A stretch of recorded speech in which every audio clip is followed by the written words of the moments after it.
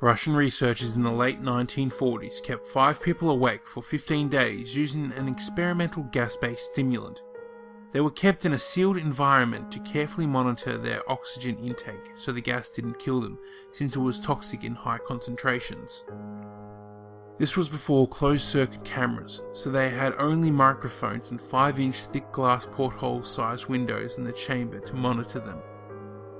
The chamber was stocked with books, cots to sleep on but no bedding, running water and a toilet, and enough dried food to last all 5 for over a month. The test subjects were political prisoners deemed enemies of the state during World War II. Everything was fine for the first 5 days. The subjects hardly complained about being promised falsely that they would be freed if they submitted to the test and did not sleep for 30 days. Their conversations and activities were monitored, and it was noted that they continued to talk about increasingly traumatic incidences in their past, and the general tone of their conversations took on a darker aspect after the 4-day mark. After 5 days, they started to complain about the circumstances and events that led them to where they were, and started to demonstrate severe paranoia. They stopped talking to each other and began alternately whispering to the microphones and one-way mirrored portholes.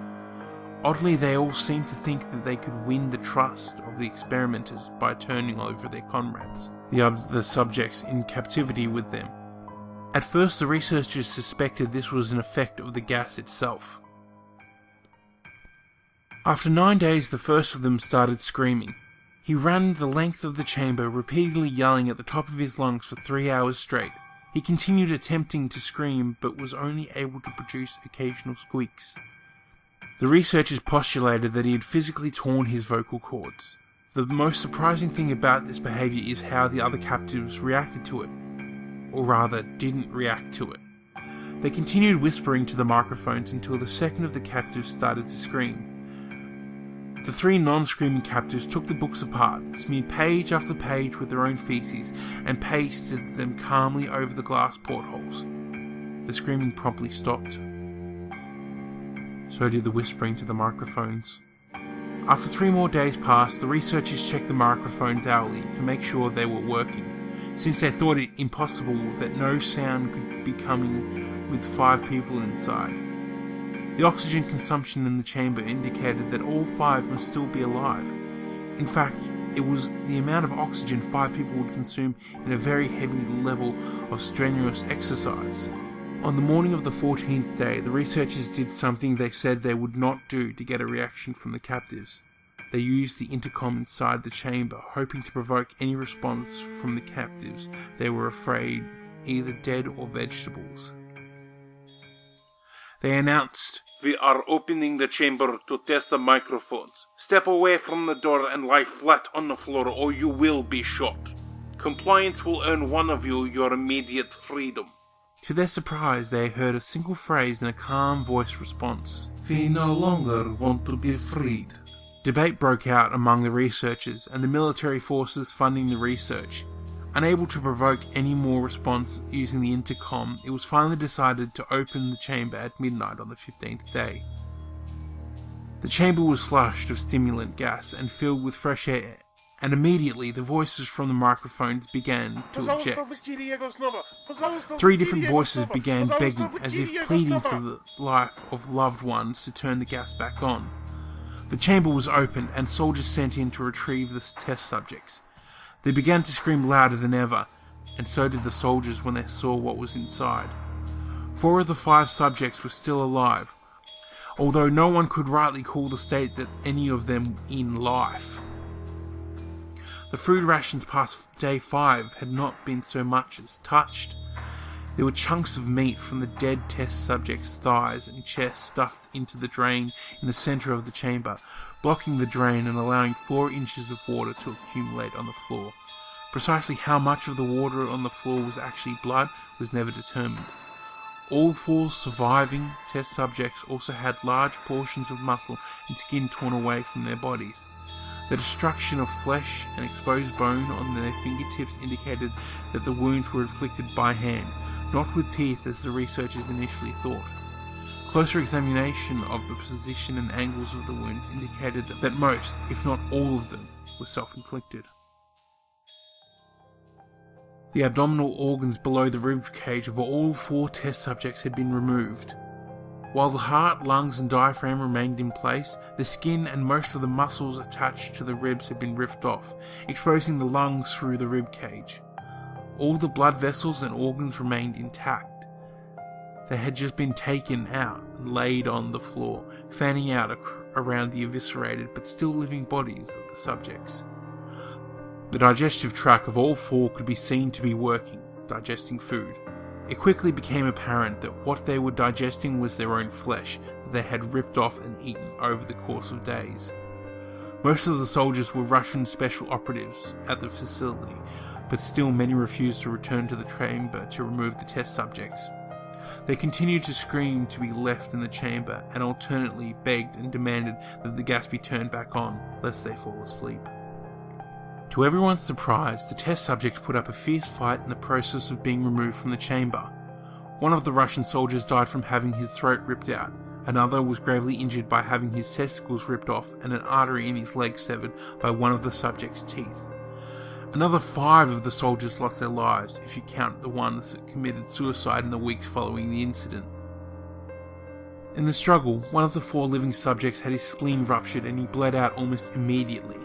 The medical researchers attempted to sedate him, but this proved impossible.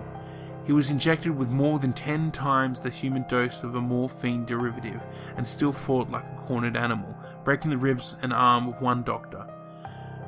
When heart was seen to beat for a full 2 minutes after he had bled out to the point there was more air in his vascular system than blood. Even after it stopped, he continued to scream and flail for another 3 minutes, struggling to attack anyone in reach, just repeating the word "more" over and over, weaker and weaker, until he finally fell silent.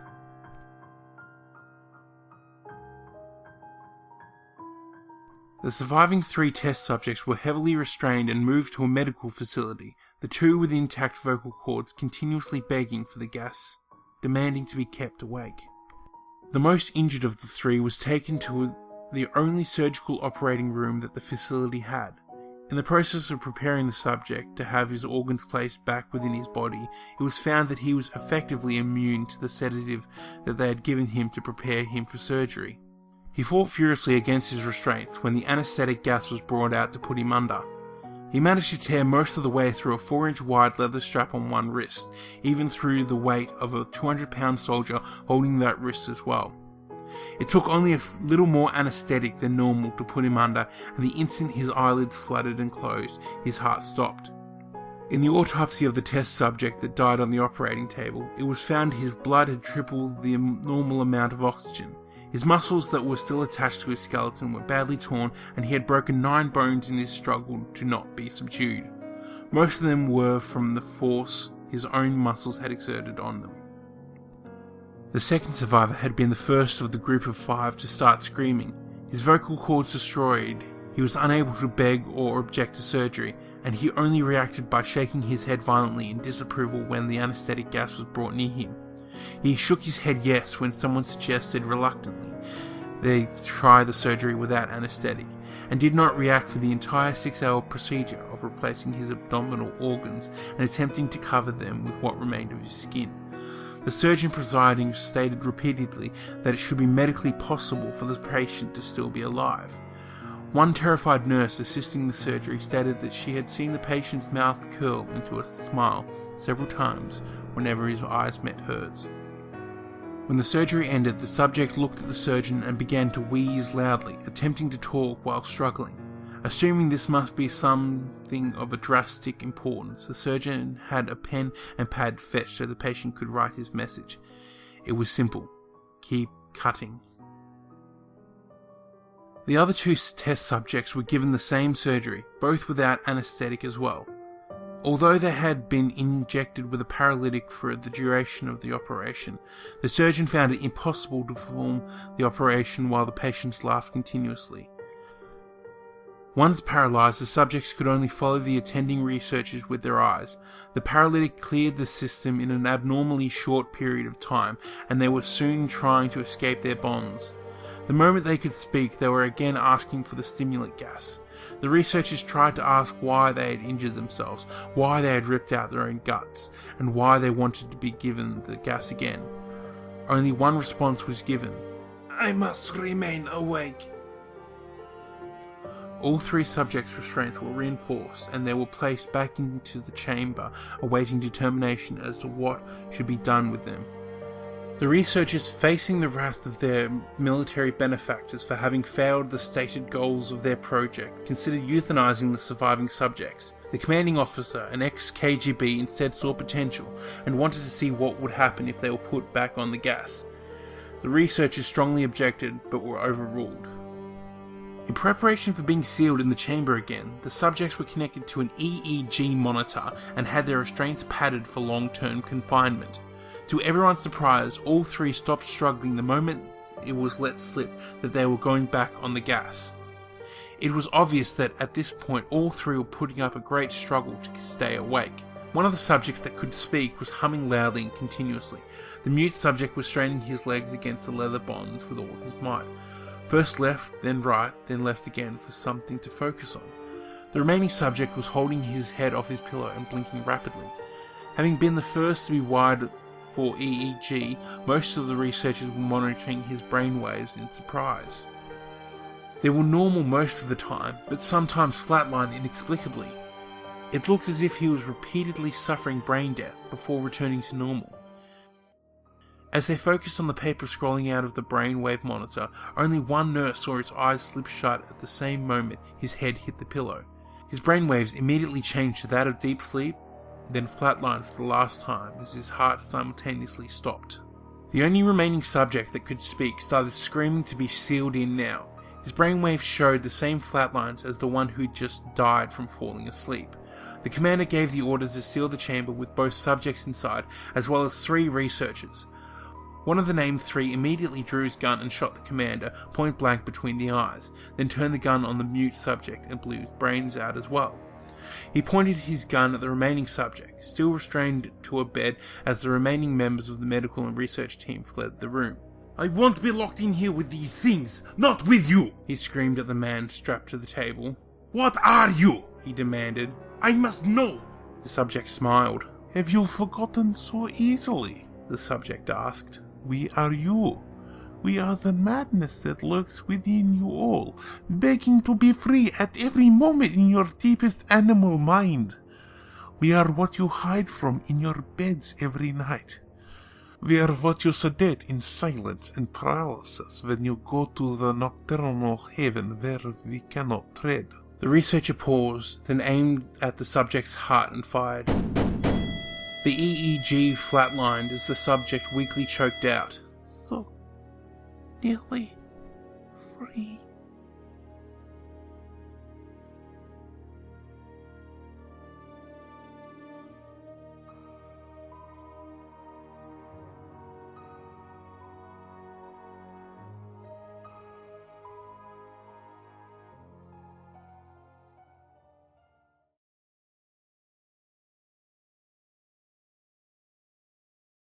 Alright guys, quiet down. I'm gonna get this over and done with as fast as possible, and then you can all go home.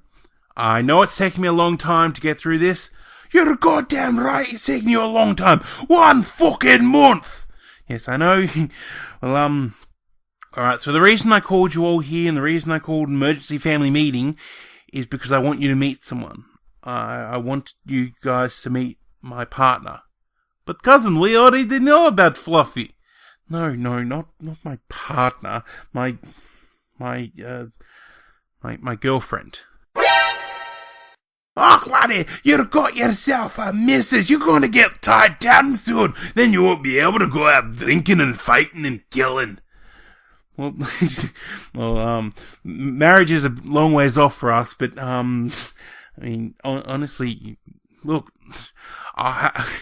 I could stand here and tell you all the things about her that I love, but, you know, I think it's easier just to bring her out here and show you guys. So, Carney? Hi?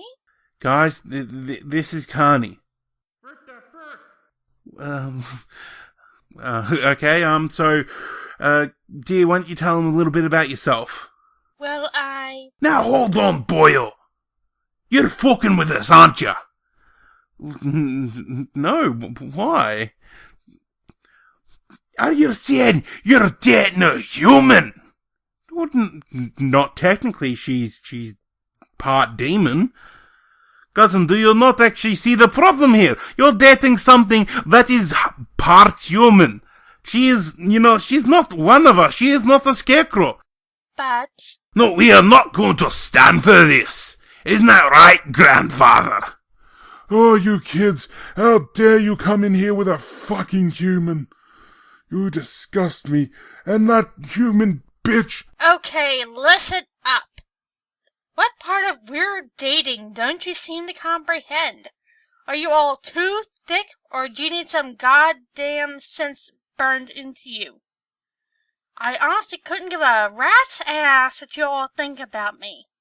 I'm not here to impress you. I'm here because Crow wanted me to meet his family.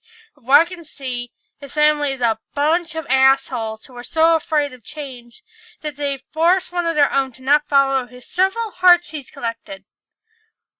What matters here is that I love him, he always loves me, and I've made my fucking peace. Well, make our own damn family, and we'll raise them to love and tolerate the hell out of everyone. And if you sons of bitches have anything to say about it, you can come up here right in front of me and receive a good old-fashioned ass whooping. Alright, thank you, dear. I'm sorry about everything. Look, just go home. I'll be there soon. I'm just gonna see these guys off, alright? Thank you. Well, that was one hell of a firecracker you put there. Get out of my house right now. What? I said, get the fuck out of my house right fucking now. Well, that's a nice way to talk to your family. I don't want to be your family anymore. I've had it up to here with you guys. Ah, Clary, you think you can talk to us like that when you're the youngest of yours? Yes, I do fucking think I can talk to you like that. I housed you here for a month. I gave you my food, my alcohol, my entertainment. All for the fact that I wanted you to meet someone who's special to me. And you embarrass me like this shit. Right? Who gives a shit if she isn't a Scarecrow? Who gives a shit that she's a demon? Right? I love her and she loves me. And you go and fucking tell her that she's not one of us because she's a demon? That I can't be with her? How fucking dare you? Now you get the fuck out of my house. Cousin, why the hell do you think you can talk to us like that? Do you really think you can take on 500 Scarecrows by yourself? You know what? I'd fucking take on 1,000 Scarecrows for her. I've put up with everyone's shit here for the past month. Clogging the toilets, fucking dirty showers, leaving crap everywhere. All for the fact that I just thought, it's gonna be soon. They're gonna see her and you'll be gone soon.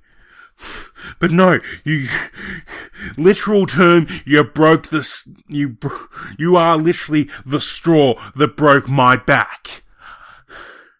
I am so close to going on a rampage and making sure I'm the last fucking Scarecrow on Earth.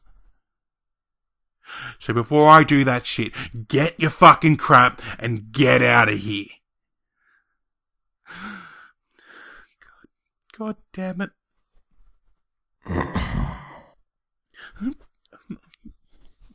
Sorry, I'm not crying.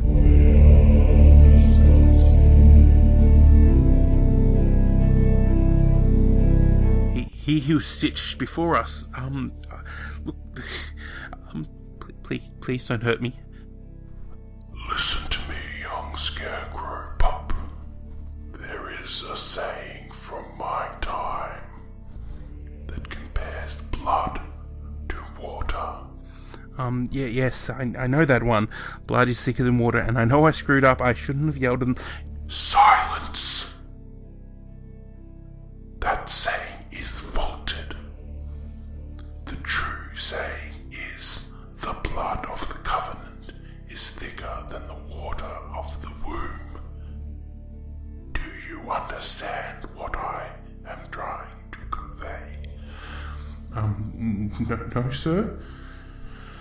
I am trying to tell you not to listen to the words of those who do not believe that this is true love. If you truly love this demon child, then nothing should hold you back. But what do I do about everyone else? I will deal with them in my own time, but I wish to give you my blessing as the head of the Scarecrow family. Go and be with whoever you feel you are destined to be with. Do not make the same mistake countless others have made before you. Thank you, sir. And one more thing, young Scarecrow pup. Yes, sir. Apologize to the young lady for me. It was not right that they should speak out about her in such ill-mannered thought. I will, sir. Thank you very much. And good